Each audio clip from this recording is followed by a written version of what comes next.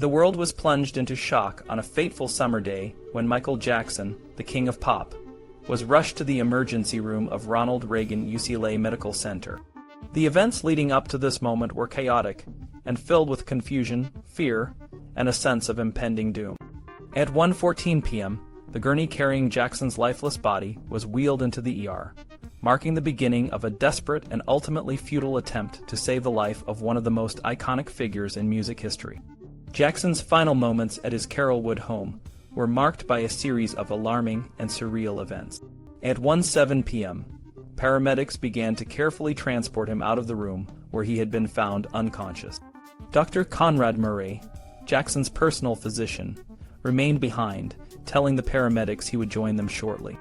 As they descended the stairs and loaded Jackson into the ambulance, Richard Seneff, one of the paramedics, returned to the bedroom to retrieve equipment. He found Dr.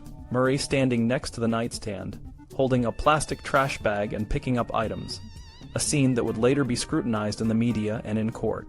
Michael Amir Williams, a close friend and confidant, arrived at Carolwood just as the paramedics were loading Jackson into the ambulance.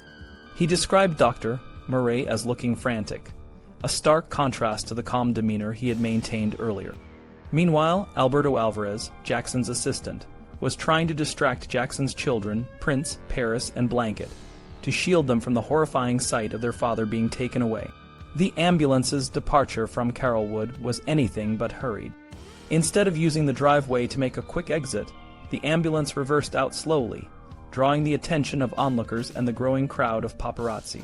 The ambulance failed to use its sirens, and in a bizarre twist, it even stopped to allow a bus of Japanese tourists to pass, completely unaware of the tragic event unfolding before them. This moment, captured on film, would later become a symbol of the surreal and almost otherworldly nature of Jackson's final moments. As the ambulance made its way to UCLA, it was followed by a convoy of press cars and helicopters, all hoping to catch a glimpse of the unfolding drama. Inside the ambulance, the paramedics were doing everything they could to revive Jackson. Dr. Murray, meanwhile, was on the phone with his mistress, Nicole Alvarez, telling her that the situation doesn't look good.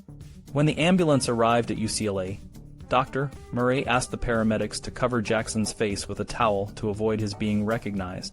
The gurney was rushed into the ER, and a team of 14 doctors and nurses immediately began their efforts to save Jackson. Dr. Richelle Cooper, one of the ER physicians, was introduced to Dr. Murray and began questioning him about the events leading up to the cardiac arrest. Murray's account was vague and inconsistent, and he only admitted to administering 2 mg of lorazepam to Jackson earlier that morning. Dr. Cooper, aware that something was amiss, continued to press Murray for more details, but he remained evasive. Inside the ER, the medical team worked tirelessly, but the signs were not promising. An ultrasound showed some movement of the heart muscle, but it was not enough to sustain life. Despite the efforts of the medical staff, Jackson's condition did not improve. The team continued to attempt resuscitation, but it was clear that the damage was too severe. Outside the hospital, the news of Jackson's condition was spreading rapidly. TMZ.com, a celebrity news website, was the first to report that Jackson had been rushed to the hospital after suffering a cardiac arrest. The story quickly went viral, and other news outlets began to pick up the story. The hospital's management, aware of the growing media presence, began to prepare for a press conference. Michael Amir Williams, who had arrived at the hospital with Jackson's children, was devastated. He broke down in the bathroom, unable to face the reality of what was happening. Jackson's children, meanwhile, were taken to a small, empty room and left to wait, their young minds struggling to comprehend the gravity of the situation. Paul Gongaware, Jackson's business manager, received a call from Randy Phillips, who had been alerted by Frank Dilio. Despite the urgency of the situation, Gongaware chose to remain at home, a decision that would later be questioned. At the Staples Center, where Jackson's team was rehearsing for the upcoming London shows, no one had any idea of the tragedy unfolding. The dancers and band continued their rehearsal, unaware that their star would never join them again. The attempts to save Jackson's life continued for several hours, but by 2:26 p.m., it was clear that all efforts were in vain.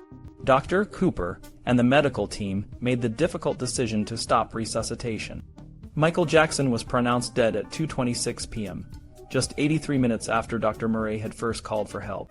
The world mourned the loss of a cultural icon, and the events leading up to Jackson's death would be the subject of intense scrutiny and legal battles for years to come.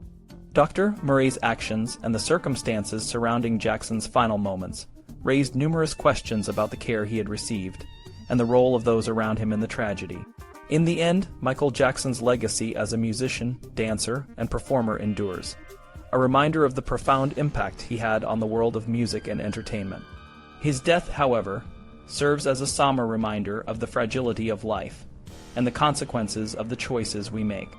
The king of pop is gone, but his music and his spirit live on.